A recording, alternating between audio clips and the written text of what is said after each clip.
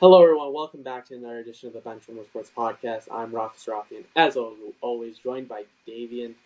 Davian, how are you doing? We have some World Cup talk to get into. There was two amazing games today. Unfortunately, I could only There watch was. one because of finals. But hmm Davian, I know you watched the Netherlands-Argentina game, and also just how are you doing? I'm doing great. I've been very much entertained by soccer and football. Keyword soccer, okay, because it's soccer, not football. But I mean, especially today. Wow, we're currently recording on Friday. Wow, what a day! The Brazil Croatia game, the Netherlands Argentina. I don't know what tomorrow is gonna hold with the France England game. A game that also kind of similar to like the America Iran game has a lot of historical and like The kind French of will take care of England like they had our backs back in the 1777. they will yeah they will yeah, I mean, I'm just excited about it all. Rafi, what are your thoughts on really the World Cup so far? I The mean, it's been chaotic. Obviously, we mentioned all the time about how chaotic the group stage was, and I had said numerous times that, all right, the group stage is always chaotic. The knockouts, we tend to see group winners move on to the quarterfinals, and the better teams that you'd expect continuing on in the tournament. And that was the case. I believe it was 7 of the 8 group winners had gone on to the next round. So there was some sanity there, but even after today, there's already been so much chaos. I have not watched the Netherlands Argentina game yet. I know the result. I'm going to be watching it probably later. Hopefully, I can find it and I can just watch it. But I saw that some of the highlights, absolute chaos, which is It amazing. was a complete chaos. I luckily got the honor to catch the second half of the Brazil Croatia game and the rest of that game because luckily I had a final earlier today, but that ended before then. So I want to get into that first because you had Brazil going very far. I And did, I just want yeah. to mention that Brazil did the one thing that you should never do. And as a Falcons fan, I know this wholeheartedly. If you get the lead, you still need to defend it. Brazil scores a goal. Neymar goes nuts. He starts partying. It was an amazing goal, by the way. He starts partying. Everyone's going nuts. And Brazil just was like, yep, we won. Game over. We got it. You still play to 120 minutes. There's no golden goal here where you just score the goal and Right. move on. There's no overtime winner like that. Right. And they let Croatia get one great chance, and Croatia was like, I'm going to take it. It got redirected, to be fair, but it just shows once and for all. Do not doubt Croatia. Just never count them out because they will find a way. They beat Japan in penalties this past match in the round of 16 versus Japan. And then speaking of Japan, I'm so sorry. Obviously, you had the choke versus Belgium in 2018, and now the penalties in 2022. I feel really bad for them because I wanted them to go on a run. But Croatia, again, wins in penalties here. I think they won 3 of the 4 games, or 3 of the games leading into the final matchup in 2018. Two or three of those were in penalties as well. So Croatia, very used to penalties. And then obviously, I'll hand it off to you, Dave, and talk about Brazil. But once again, they thought they had it. Yeah. They didn't have any urgency in them. They just expect. Yeah, I agree This with is the that. thing. Every 4 years, I just feel like Brazil just expects to be in the final. And for the, I think, fourth time out of the past 5 World Cups, Brazil is out in the quarterfinals. Yeah, I mean, it was just I feel like they were playing well, and then they just kind of crashed in a way. I don't feel like they crashed the same way Argentina did at the end of that game, which I know Rafi really didn't get the chance to catch. But Argentina was you'll watch it in the replay. Argentina kind of crashed out like Brazil did almost. They were playing terrible. I feel like Brazil didn't play on par the same way as Argentina, but I will say that it's disappointing for Brazil. I think for a lot of Brazilian fans, we talk about how the World Cup is such a big uniting factor, and especially for a country like Brazil, where there is just quickly side topic, there's so much political turmoil and whatnot. I'm not going to touch on it, but it did exist, and for them to go so far in the World Cup, it showed they're so passionate about the game. Uh, it's it's sad to see. For as I love Brazil, I love the team. I think they're just super energetic. Uh, but you have to play. You have to play till the game's over, and they just did not. Also, Yeah. yeah, and also just quick comment, Becker, Brazil's goalie. He didn't play that great in the penalties. I mean, I know you can't like play well in the penalties, but yeah, I just had to say that as well. Well, you see, Croatia did a great job of getting in his head because the first two shots both were right down the middle, and then Right. him Yeah, made that him was think just a bit killer, I more think, of, for him. should I just stand still? Should I move? Because I forgot who said this. It may have been Landon Donovan, who's hilarious, by the way. I love that guy. Some of his one-liners are awesome. But I think it was either him or the guy doing the commentary who was mentioning how like it's like a psychological game, and it's also how goalies you want to make the flashy save, you want to make the big save. Making a save standing still isn't flashy. Diving Yeah. out, reaching out, and barely getting a piece of it and defending the net, that's the flashy thing. And we see goalies, and we've seen it. It was so true. We always see goalies tend to dive both ways and not really tend to just stand still and see it. And Croatia took full advantage of it. And you can clearly Yeah. tell that they've been very used to penalties. I also want to talk about one of the matches earlier on before we talk about the U.S. and their fault in the Netherlands. I do want to talk about Spain versus Morocco because I had Spain losing to Argentina. And I just want to say props to Morocco. I've said it before. I am more than happy to delve deep into chaos. I'm all for it. Morocco, I believe, this is the first time that they're in the quarterfinals. And I think the last time an African nation made it was in '94 or '86. It's been a Right. while. So props to Yeah. Morocco. They looked really good. The way they played Spain was a lot like how Croatia played Brazil today. Where it was I a lot agree. of Yeah. bend, don't break, don't give up any high danger chances, and just let them drain the other team out. Yeah. Again, I said this to myself, and obviously because no one else heard this, but Croatia was playing exactly how they were playing their game. A 0-0 game favors teams like Croatia and Morocco because you just weed them out, and both of those teams are more than happy to decide the game through penalties. And Spain, again, just like we saw with Brazil, they just expected. Like Spain was just like, oh, we're gonna get a goal eventually. We're gonna get it together. Kind of like how Belgium crashed out in the group stage. It was just we're gonna get it together. We just need a goal. We're so close, and it just didn't happen. Yeah. I mean, in the end of the day, it doesn't matter if you have 80% possession of the ball. The ball needs to hit the back of the net, and if it's not, you're not winning the game. But yeah, I 100% agree with you on that. I think it's been a very exciting World Cup overall. Some Oh people are wow. saying like, "Oh, this is the best World Cup overall." I think I would disagree with that simply because I feel like this World Cup has gotten a lot more hype I think it's than also other. just recency bias as well. I think everyone like Right. the newer Yeah. thing is always going to get more hype than the past Of ones. course. Yeah. And Um, yeah, Yeah, I just wanted to comment one more thing. I made a TikTok once. For those who follow our TikTok, thank you. Continue following. We will shameless continue. plug Benchwarmer Shameless plug.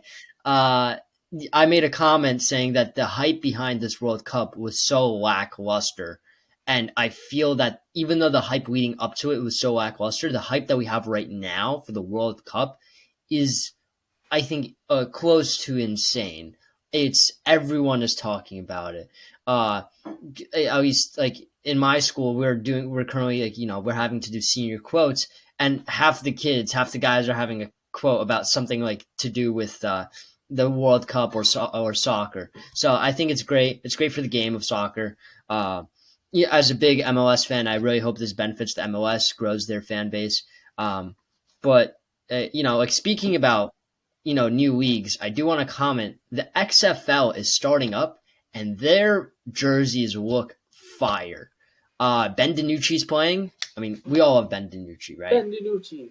Hey, Ben DiNucci. I I mean, played like, look, for that. he's playing. I mean, I don't know what more you can ask for. Marquette King is playing as well. For those who don't remember him, he was the punter for the Raiders. He He was fell the one off who a once picked map. up a flag and just went. Yeah. He fell off Uh, a map. My goodness. But going back to soccer yeah. real quick before we move on to football, not to get the two confused. Soccer is the World Cup football, American Yes. football. The USA. Unfortunately, as we expected, we did expect this. Our expectation was except for Theodore because he's an anti-patriot.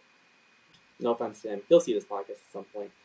But we all expected the United States to crash out in the knockout stage in the group of 16. That was something we all agreed upon. That was a win for the United States. Yeah. But how they lost to the Netherlands was very disappointing Yeah. because the reason why they made it to the knockout stage was their very strong bend but don't break defense. Very solid. The only goal that they allowed in the group stage was a Gareth Bale penalty kick. And aside from that, the U.S. did not allow another goal on normal 11-11, no penalties. This was disappointing because they got away from their defensive structure, and it really showed because I remember the third goal, which was just an absolute killer. No one got, I forgot who it was, but there was a guy back, and it was just a wide open cross. The guy was wide open on the other side. Easy tap in, game over, 3-1. I liked the fight. I could have disregarded this had it just been 2-1 and the U.S. just kept kicking and just barely couldn't get it. But that third goal just leaves a really bad taste in everyone's mouth, I feel like. Yeah, I think you hit it spot on. I don't think there's much more to add. Just very disappointing play. But hey, 2026. Hopefully by now, hopefully this inspires the youth so we don't have Walker Zimmerman playing center back for us because that guy is buns. No offense to him, but he had a rough tournament, and I respectfully do not want to see him represent our country on the World Cup. He can represent our country in a multitude of different ways. More than happy with that. Just do not play on the World Cup team in 2026, please. But we're all excited for that. Walker Zimmerman for president. I don't think his special forces, his special defense is going to be very good. Let's move on to the NFL, and obviously we'll keep covering the World Cup as the tournament progresses. We're almost done too. We have 2 more matches here, and then we're into the semis. Oh I know, it's sad. Such a shame. It goes by so fast, unfortunately, and now we have to wait another 4 years. But let's move on to American football, the NFL, the only football that actually exists, and anyone who tells you otherwise is a brick. Tom Brady, Davian's best friend. Tom Brady, man. It's Tom Brady. In his DMs, he texts him good night all the time. Every night, texts him good night. The New Orleans Saints need to fire everyone.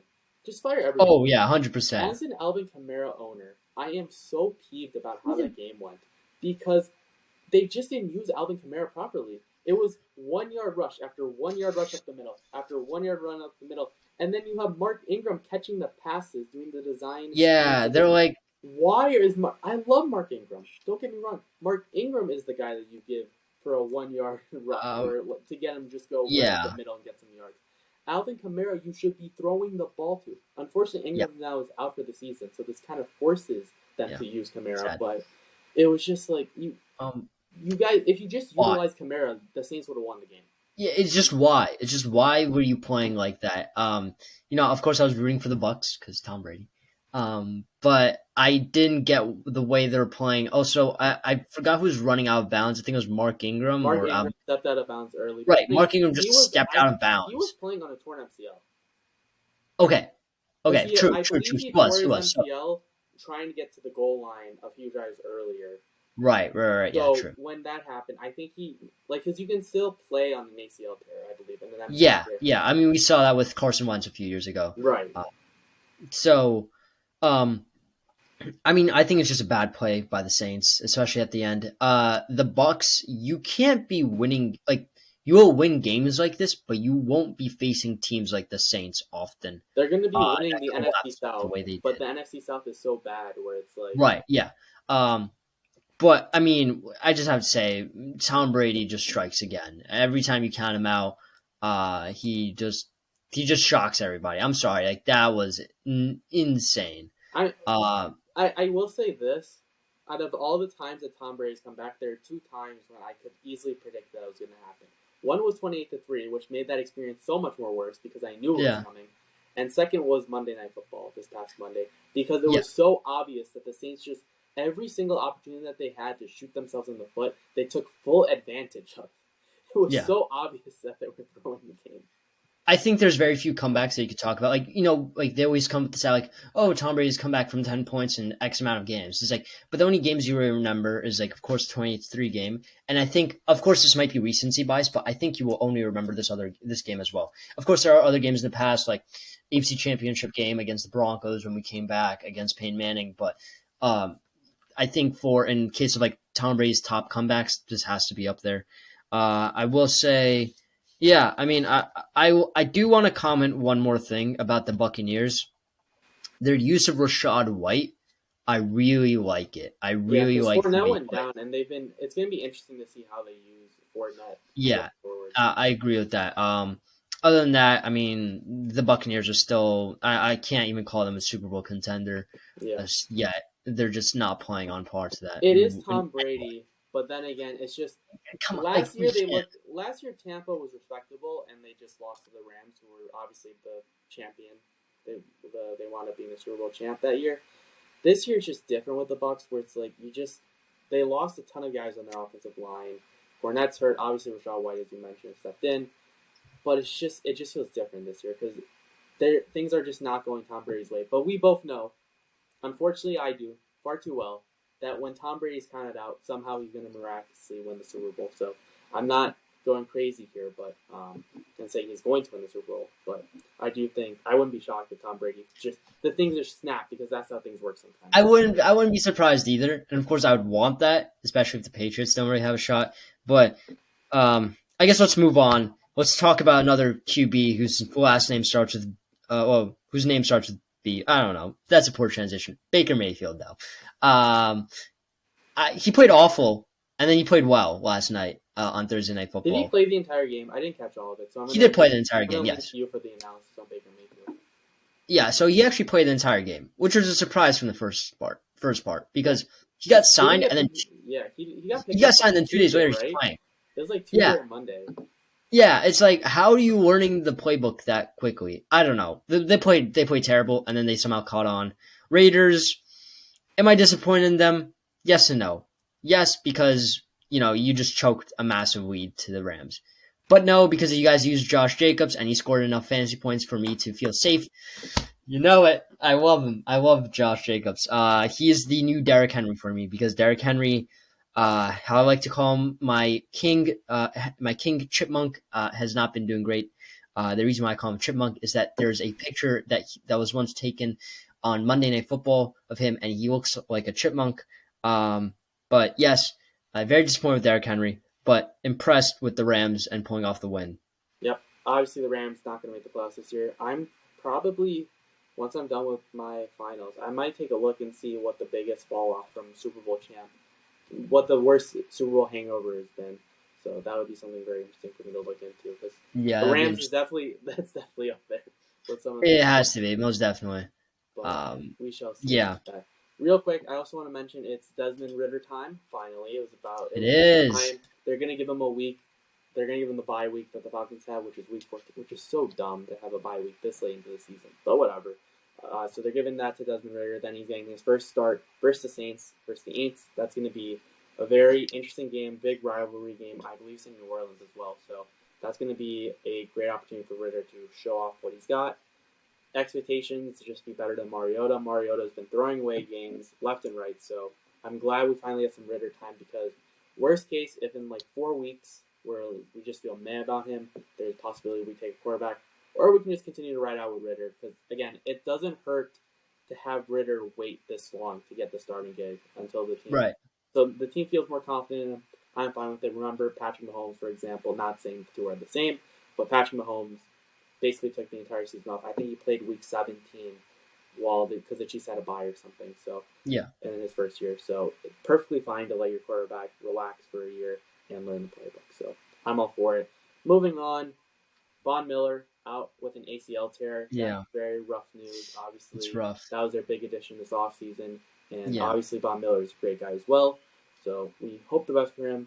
Davian, do you think this affects the Bills' defense at all? Because it does. They've been dealing with some injuries. Obviously, I think Davis White is back for them, so that's good. But again, you get one guy back, and then you get yeah. I think injuries always affect the team. I think Von Miller, he's such a massive piece on this team, especially a locker room presence. I think it's going to have an impact on the defense. Are they going to fall from I think they're a pretty good defense overall. I just want to say that. Yes, they do choke at times, but I mean, I feel like that's every defense. I don't think they would go from here to defenses don't choke, in my personal opinion. They get very tired.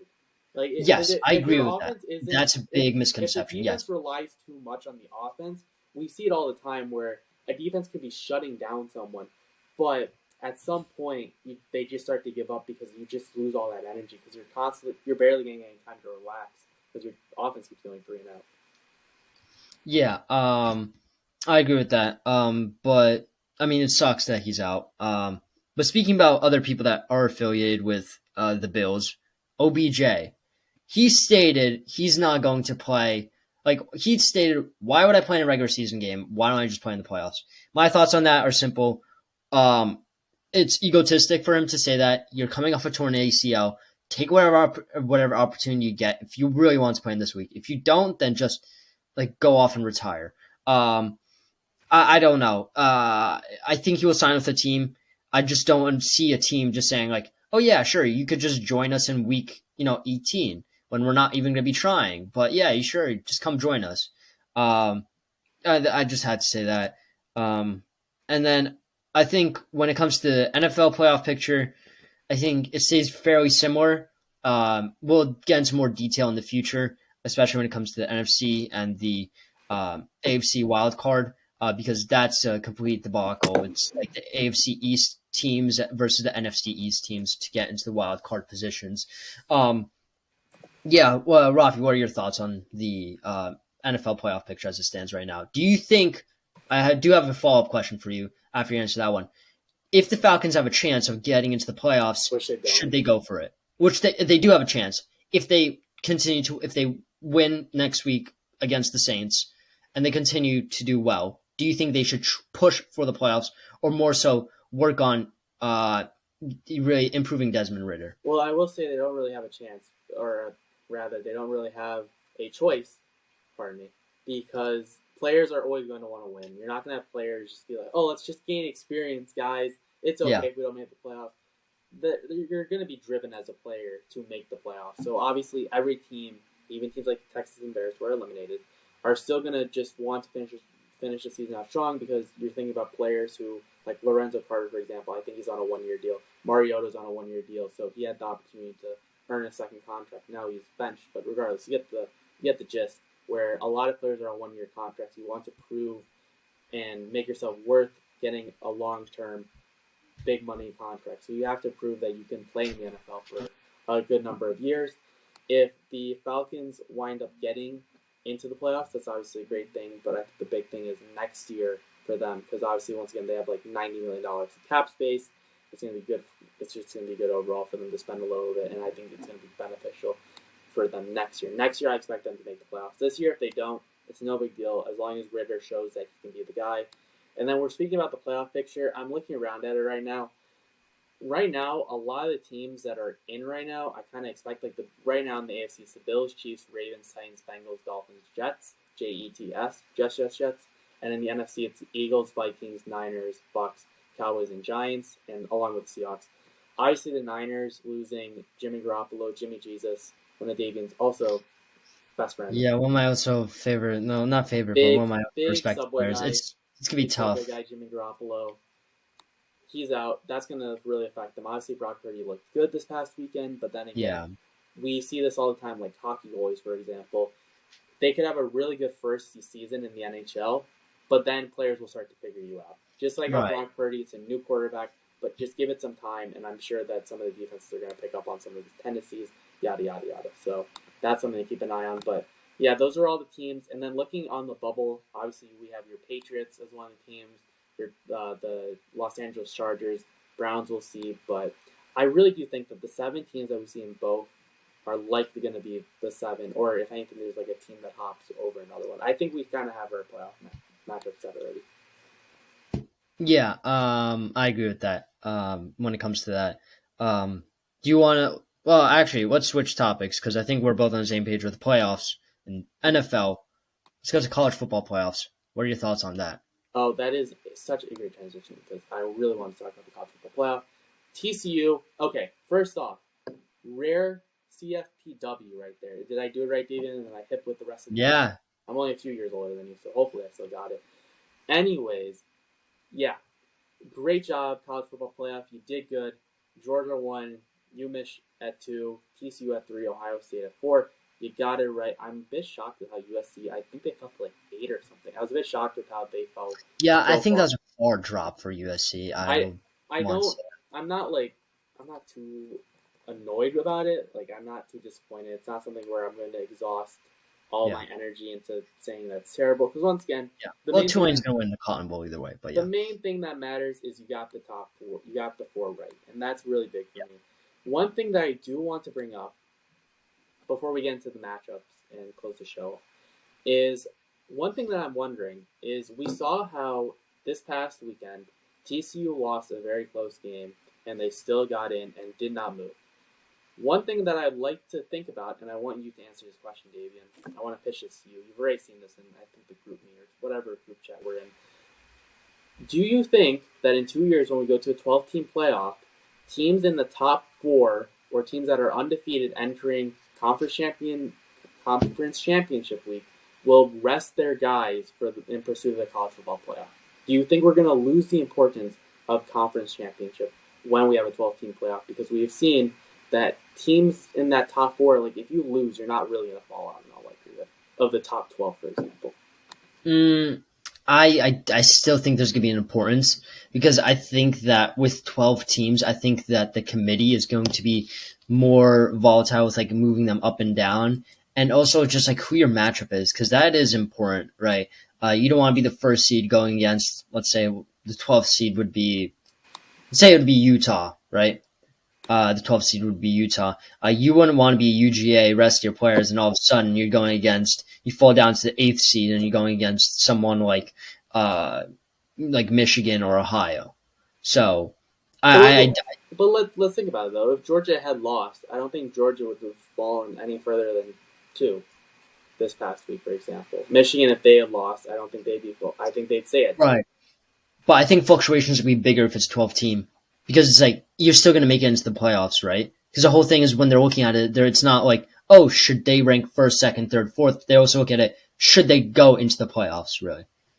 Yeah, I guess. But that's just something that I wanted to consider. But I do see where you're coming from, that like there might be like certain teams that might just rest their players. Right, because if you're in the top 3, like the rest doesn't really mean too much personally because these teams have basically a month of rest before their college football playoff games. So normally, if it was like the next week, I'd agree with you.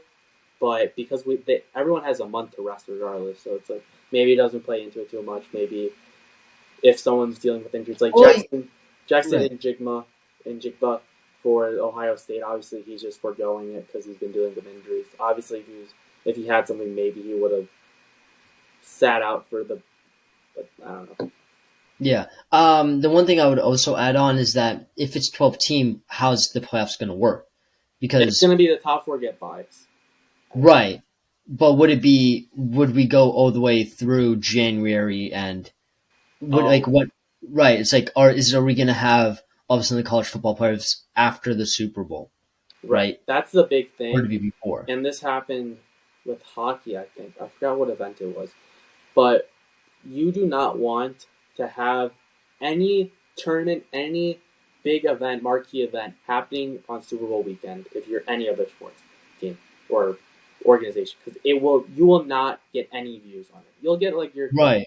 Like obviously, if there's a big hockey game on, I'd probably tune it, but everyone watches the Super Bowl, so you're shooting yourself in the foot if you decide to have a big matchup on Super Bowl Sunday. So I think with a 12-team playoff, I think we still have like the New Year's Six importance, but I think we start the college football playoff like the week before or 2 weeks before. So maybe like a 2 or 3 week break rather than our full-on month break, I think that we're getting. Right. Yeah. No, I think that makes sense. Because I think it's a bad idea having an event even right after the Super Bowl because people are gonna be so checked out after all the hype for the Super Bowl. And then also like you don't want to have it on the same weekend as say like the Pro Bowl, right? Like that weekend right before the Super Bowl, because people are so focused on the Super Bowl, they're gonna be like, oh, college football playoffs. Like, yeah, I guess it's championships. Yeah, that's happening as well. I like how it works now, first week of January. Hopefully they can emulate that as well. But, yeah. Yeah, because it just adds a little bit of spice, too. I always like the New Year's Six Bowl, and that's obviously a big thing. So that it would be best to preserve that, because I think it would just be for the betterment of college football. Right. All right. Well, I think that does it. That wraps it up. Episode of the Benchwarmer Sports podcast. A bit shorter, but only by a couple minutes. No big deal. Obviously, we have a TikTok, as we shamelessly plugged earlier. So if you want to check that out again, Benchwarmer_sports. It'll be in the caption or the additional details in the YouTube video, so you can just check it out there. Be sure to subscribe to our channel. We have hit the big 2-0. We are at officially 20 subscribers, so you guys want to hop on that train before we take off, hopefully. And make sure to follow us on TikTok. We are trying to get 500 before the end of the 2022 year, not the fiscal year, the actual year. And yeah, so for Davian, I'm Raffi. We hope you enjoyed this edition of the Benchwarmer Sports podcast. Have a great rest of your day. And yeah, go Good night. Tigers. Peace.